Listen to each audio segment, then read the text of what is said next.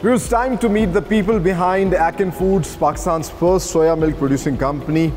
और इस वक्त हमारे साथ इनकी फैक्ट्री के अंदर मौजूद हैं को फाउंडर ऑफ द कंपनी, इनकी डायरेक्टर डॉक्टर आसमा नौमानी।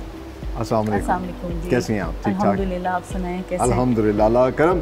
और साथ ही साथ हम आपको बता दें कि इस वक्त आयरलैंड से वीडियो लिंक पर हमारे साथ मौजूद हैं founder and the CEO of the company mister Ali Khurram Irfan Nomani, जिनके नाम पर ये कंपनी है।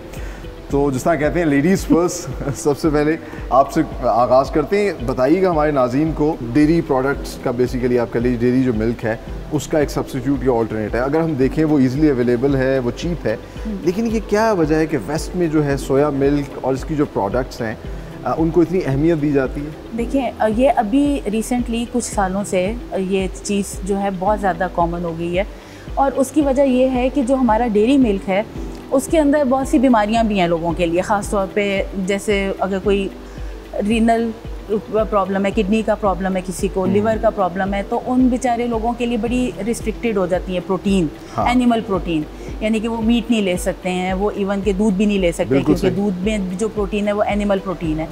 तो ये एक बहुत बड़ा हेल्दी सब्स्टिट्यूट के तौर पे सोया मिल्क सामने आया है। Why it's a healthy substitute? क्योंकि इसका जो प्रोटीन कंटेंट है that is equal to the dairy, that is equal to the animal protein. So इस वजह से जब आपका वो प्रोटीन कंटेंट ख़ास तौर पे वो पेशेंट्स के लिए, उनके लिए पूरा हो रहा है, तो वाई नॉट के वो उसके ऊपर हैं। और ऑन दी अदर हैंड जो हेल्दी लोग हैं या डाइट कॉन्शियस लोग हैं वो इसलिए स्विच कर रहे हैं कि ये कोलेस्ट्रॉल फ्री है, अच्छा, फैट फ्री है, शुगर फ्री है।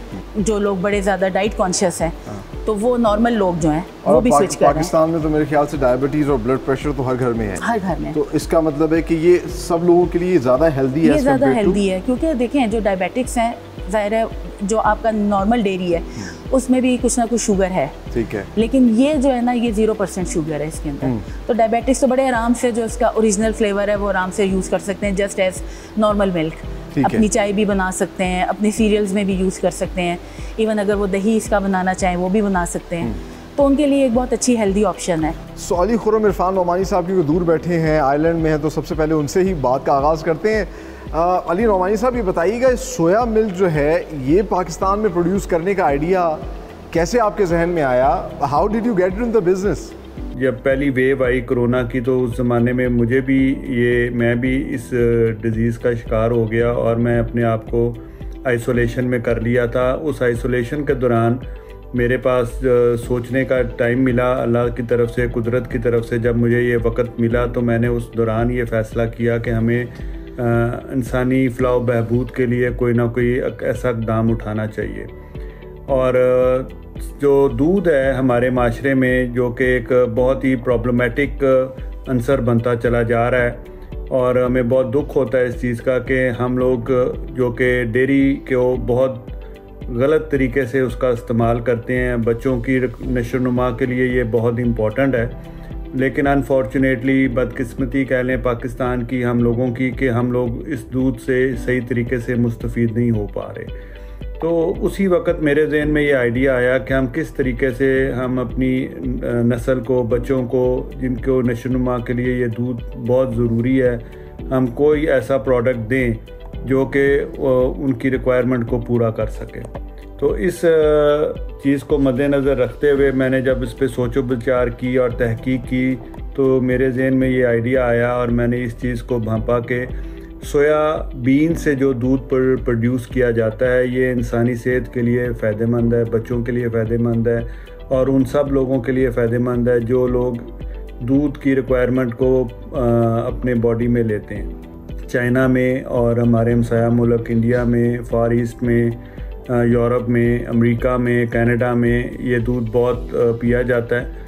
और इस दूध की जो अफादियत है और जो इसकी खसूसियत है वो बहुत हद तक बेहतर है क्योंकि इसमें सैचुरेटेड फैट नहीं है और कोलेस्ट्रॉल ना होने के बराबर है।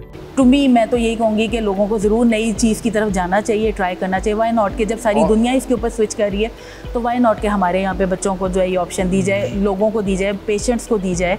और ख़ास तौर पे उन बच्चों के लिए बहुत अच्छी ऑप्शन है जो लैक्टोज इंटॉलरेंट हैं। लैक्टोज इंटॉलरेंट बच्चे वो होते हैं कि हमारे जो डेयरी मिल्क है उसके अंदर एक कंटेंट होता है, उसको लैक्टोज कहते हैं। उससे जो है ना वो जिन लोगों को नहीं सूट करता, बच्चों को, लोगों को, तो उसको हजम नहीं कर सकते दूध को। ठीक है। अच्छा, मैं बल्कि देख रहा था आपकी पीछे ब्रांडिंग भी हुई है, ग्लूटेन फ्री, हाँ लैक्टोज फ्री। लैक्टोज होता है, ग्लूटेन फ्री ग्लूटेन भी एक इंग्रेडिएंट होता है, जैसे ये आपका वीट होती है, इन चीज़ों के अंदर ग्लूटेन होता है ना, वो भी एक इंग्रेडिएंट है। हाँ। तो उससे भी लोगों को एलर्जी होती है, ये उससे भी प्लांट डिजीज बेस्ड है इसमें, बट ग्लूटेन नहीं है। नहीं, इसमें ग्लूटेन नहीं है। और एक और मज़े की बात ये है कि हमारे पास बहुत सारे बीन्स हैं, किडनी बीन्स हैं, रेड बीन्स हैं, बाकी दूसरे और तरह के भी हैं।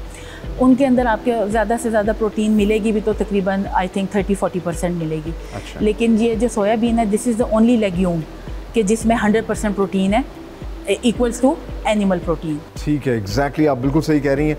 अच्छा, लेकिन नोमाइन साहब ये बताइएगा, ये तो हमें समझ आ गई कि इसके बेतहाशा हेल्थ बेनिफिट्स हैं और पाकिस्तान में भी इसकी डिमांड है, साथ ही साथ वेस्ट में इसकी बहुत ज़्यादा डिमांड है।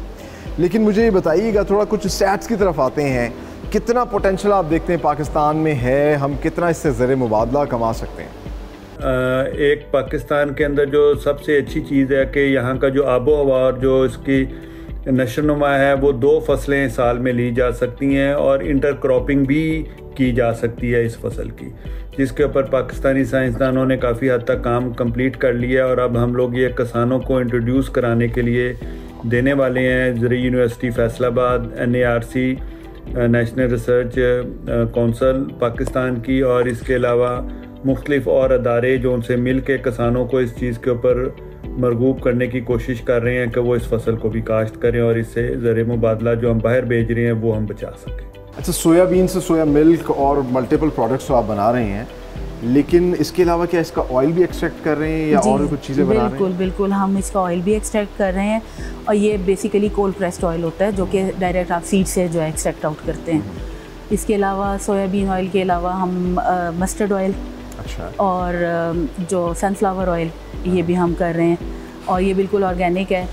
आप कह लें कि जो मॉडर्न कोलू है वो अब ये कि मशीनों पे शिफ्ट हो गया। अच्छा, जैसे वो कहते हैं कि सरसों का तेल जो है वो कोलू का जो है वो प्योर होता है, तो हम भी ये क्लेम करते हैं कि ये जो कोल्ड प्रेस्ड ऑयल हम लोग कर रहे हैं ये भी बिल्कुल जो है ना प्योर है, इसमें किसी किस्म की कोई प्रोसेसिंग नहीं है। आपकी कोशिश और ख्वाहिश ये है कि पाकिस्तानियों को ऑर्गेनिक और खालिस चीज़ें जो प्योर चीज़ें प्रोवाइड की जाएँ। ठीक है। अच्छा नोमाइन साहब, आखिर में ये जाने से पहले ये बताइएगा, माशाल्लाह आप खुद भी एंटरप्रेन्योर हैं, एक सक्सेस स्टोरी हैं, पाकिस्तानी एंटरप्रेन्योर्स को, यंगस्टर्स को क्या मैसेज देना चाहेंगे और साथ ही साथ गवर्नमेंट को क्या कहना चाहेंगे, किस तरीके से हम जो है अपनी इंडस्ट्री को मज़ीद आगे लेके जा सकते हैं, इंपोर्ट सब्स्टिट्यूशन कर सकते हैं इस तरह की गैप्स तलाश करके, और एक्सपोर्ट्स कैसे बढ़ा सकते हैं, पाकिस्तानी इकॉनमी को मज़ीद मजबूत कैसे कर सकते हैं? जी बिल्कुल, मैं इंटरप्रेन्योर्स को दावत दूंगा कि वो लोग आएँ, यंगस्टर्स को दावत देंगे कि वो आएँ, इस प्रोडक्ट को वो डेफिनेटली हम लोग चाहते हैं कि एज़ अर्ली एज़ पॉसिबल, हमने जितनी R&D इसकी कंप्लीट की है उसके अंदर इसको अब हम कमर्शियल लेवल के ऊपर इसको इंट्रोड्यूस कराने के लिए जा रहे हैं। तो मैं जितने भी ऐसे यंग बिजनेसमैन और इंटरप्रेन्योर्स और ओवरसीज़ पाकिस्तानी ख़ास तौर पे जो पाकिस्तान में इन्वेस्ट करना चाहते हैं, उन लोगों को मैं इस चीज़ के ऊपर कायल करूंगा और उनको दावत दूंगा कि वो पाकिस्तान में आएँ। तो मैं ये इंटरप्रेन्योर्स को डेफिनेटली ये मैसेज देना चाहूँगा कि वो इस किस्म के प्रोडक्ट्स को बनाने में हमारे साथ मिलके एक ऐसा माहौल हम लोग बनाएंगे, देंगे, और मेरा आगे फ्यूचर का प्रोग्राम भी है कि हम जिस तरह डिहाइड्रेशन ऑफ फ्रूट्स के अंदर भी जाएंगे इंशाल्लाह ताला, और इसके अलावा हम लोग कुछ ऐसे मज़ीद फलों और सब्जियों के ऊपर भी हम लोग रिसर्च करेंगे कि जिनको हम वैल्यू एडिशन करके उनकी शेल्फ़ लाइफ को किसी तरीके से बढ़ाया जाए और वो सारी दुनिया में फिर हम भेजें और एक्सपोर्ट करें।